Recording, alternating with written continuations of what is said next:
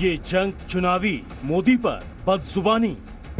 मैं daily 2 kilo, 2.5 kilo, 3 kilo गाली खाता हूं, गाली खाता हूं।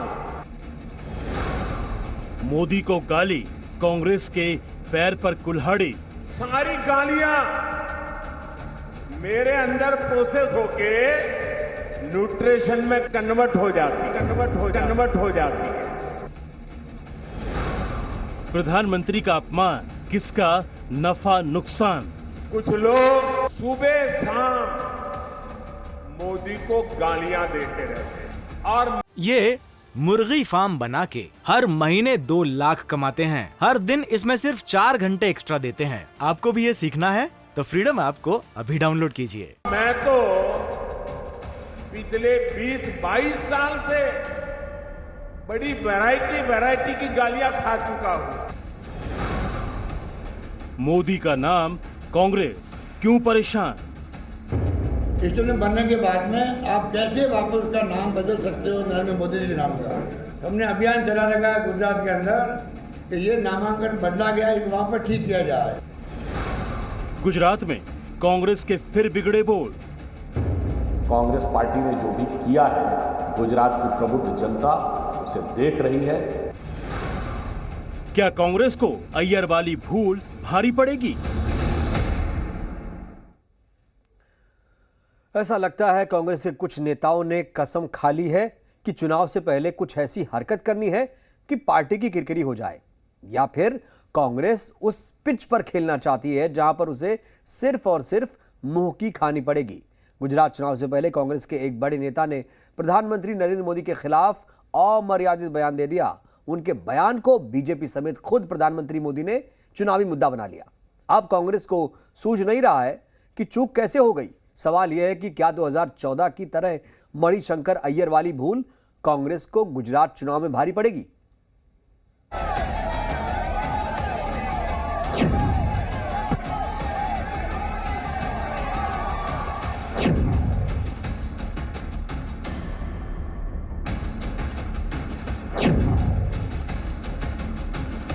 मैं डेली 2 किलो, 2.5 किलो, 3 किलो गाली खाता हूं। परमात्मा ने मेरे भीतर ऐसी रचना कर दी है कि ये सारी गालियां मेरे अंदर प्रोसेस होके न्यूट्रिशन में कन्वर्ट हो जाती है। शनिवार को प्रधानमंत्री मोदी तेलंगाना में थे। वहां से उन्होंने जिस शख्स और पार्टी पर निशाना साधा, उसका अंदाजा लगाना मुश्किल नहीं था। पीएम मोदी का सीधा निशाना कांग्रेस पर था। गुजरात में कांग्रेस ने घोषणा पत्र जारी किया। इसमें वादा किया गया कि कांग्रेस की सरकार बनी तो अहमदाबाद में नरेंद्र मोदी स्टेडियम का नाम फिर से सरदार पटेल स्टेडियम किया जाएगा। एक टीवी चैनल के इंटरव्यू में जब कांग्रेस के वरिष्ठ नेता मधुसूदन मिस्त्री से ये पूछा गया कि इसे घोषणा पत्र में क्यों शामिल किया गया है, तो उन्होंने कहा, इस चुनाव में प्रधानमंत्री नरेंद्र मोदी को उनकी औकात दिखाएगा। वे चाहे जितनी भी कोशिश कर लें, सरदार पटेल नहीं बन सकते हैं। मधुसूदन मिस्त्री के जुबान से निकला ये बयान कांग्रेस के एक और वरिष्ठ नेता मणिशंकर अय्यर के बयान की याद दिला देता है। 2014 में अय्यर के नीच वाले बयान पर बीजेपी ने कांग्रेस को बुरी तरह घेरा था। तब लोकसभा चुनाव था और अब गुजरात का चुनाव है। यानी एक बार फिर कांग्रेस ने बीजेपी को बैठे बिठाए हमला करने का मौका दे दिया। मधुसूदन के मोदी पर विवादित टिप्पणी को बीजेपी ने हाथों हाथ लपक लिया और प्रवक्ताओं की पूरी ब्रिगेड उतार दी।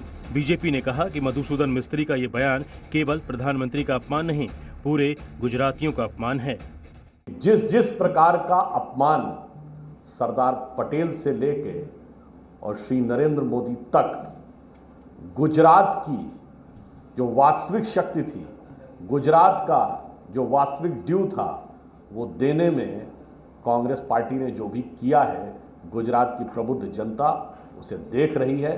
मधुसूदन मिस्त्री ने कहा कि नरेंद्र मोदी को उनकी औकात दिखा देंगे।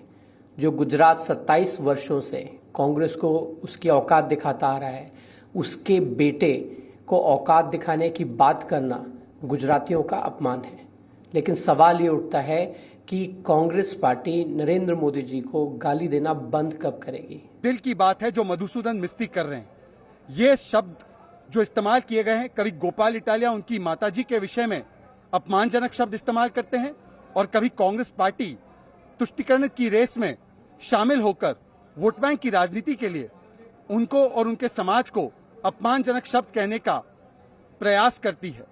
इसका जवाब न केवल गुजरात की जनता परंतु भारतवर्ष की पूरी जनता, समस्त जनता जो प्रधानमंत्री मोदी जी के साथ खड़ी है, उनको जरूर वोट के माध्यम से देने का काम करेगी। मौका भी था, दस्तूर भी यही है कि विपक्ष के वार पर जोरदार पलटवार करो। सो प्रधानमंत्री मोदी ने भी कांग्रेस पर हमला करने में ज्यादा देर नहीं लगाई। प्रधानमंत्री मोदी ने कांग्रेस पर निशाना साधते हुए कहा कि डिक्शनरी के शब्द खत्म हो गए, लेकिन विपक्ष की गालियां नहीं। मोदी ने कहा कि उनकी गालियों से परेशान मत होइए, चाय के साथ उनकी गालियों पर हंसी मजाक कीजिए। कुछ लोग निराशा के कारण, हताशा के कारण, भय के कारण, अंधविश्वास के कारण सुबह शाम मोदी को गालियां देते रहते हैं, भांति भांति की गालियां देते हैं। सारी डिक्शनरी मोदी को गालियां देने के लिए उन्होंने खपा दी है। मेरी आपसे प्रार्थना है, ऐसी बातों से आप परेशान मत होना। उनके पास गालियों के सिवा देने के लिए बचा क्या है भाई? आप बिल्कुल परेशान मत हो जाइए। और मैं तो पिछले 20-22 साल से बड़ी वैरायटी की गालियां खा चुका हूं। मेहरबानी करके इससे जरा भी परेशान मत होइए। शाम को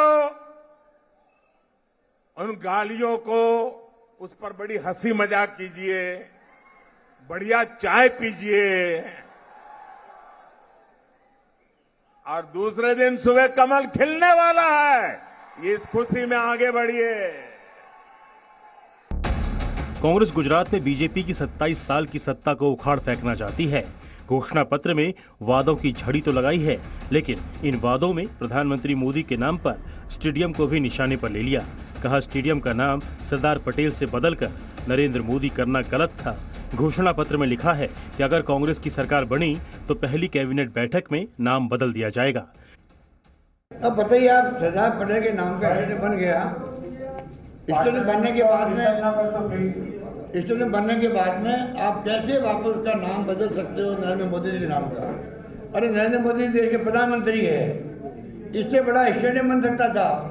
हमने अभियान चला रखा है गुजरात के अंदर कि ये नामांकन बदला गया, इसे वहां पर ठीक किया जाए।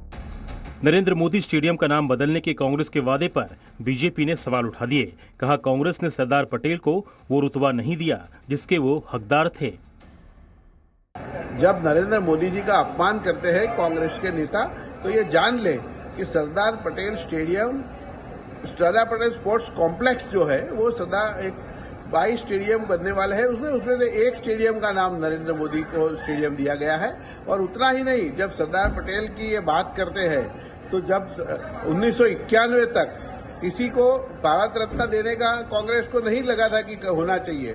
कांग्रेस ने आज तक सरदार पटेल को किसी प्रकार का आदर नहीं दिया है। और अब जब गुजरात में नरेंद्र मोदी जी ने सरदार की विश्व की सबसे बड़ी स्टैच्यू बनाया है, जिसको 1 करोड़ से ज्यादा लोग आकर के देख चुके हैं, तब कांग्रेस को एक सरदार पटेल की याद आ गई है। और नरेंद्र मोदी जी के बारे में इस संदर्भ में इन्होंने जो शब्दों का यूज किया है, हम इसकी कड़े से कड़े शब्दों में निंदा करते हैं। प्रधानमंत्री मोदी पर अपमानजनक टिप्पणियां करना कांग्रेस के लिए नया नहीं है। 2014 में लोकसभा चुनाव के दौरान भी कांग्रेस ने मोदी को मौत का सौदागर कहा था। इससे पहले सोनिया गांधी ने 2007 के गुजरात विधानसभा चुनाव में मोदी को मौत का सौदागर बताया था। केवल वे अपराधी तत्व अपने को सुरक्षित महसूस करते हैं जिन्हें सरकारी संरक्षण मिल रही है। सच्चाई ये है कि आज गुजरात की सरकार चलाने वाले झूठे बेईमानी डर और मौत के सौदागर हैं। माना जाता है कि सोनिया के बयान की कीमत पार्टी को तब गुजरात चुनाव में हार के तौर पर चुकानी पड़ी थी। 2014 के लोकसभा चुनाव में कांग्रेस नेता मणिशंकर अय्यर ने मोदी को चाय वाला कहा था। अब एक बार फिर कांग्रेस के वरिष्ठ नेता मधुसूदन मिस्त्री ने प्रधानमंत्री पर अमर्यादित बयान देकर कांग्रेस की मुश्किलें बढ़ा दी है। राहुल गांधी देश भर में पदयात्रा कर भारत जोड़ो यात्रा में जुटे हुए हैं। इधर कांग्रेस के बड़े नेता पार्टी की मुश्किलें बढ़ाने में जुटे हुए हैं। उसका परिणाम कांग्रेस अब तक भुगत रही है। बावजूद इसके कांग्रेस ने सबक नहीं लिया। लगता है चुनाव प्रचार के दौरान मोदी का अपमान करना कांग्रेस की आदत बन चुकी है। Bureau report, C media. ये मुर्गी फार्म बना के हर महीने 2 लाख कमाते हैं। हर दिन इसमें सिर्फ 4 घंटे एक्स्ट्रा देते हैं। आपको भी ये सीखना है तो फ्रीडम ऐप को अभी डाउनलोड कीजिए।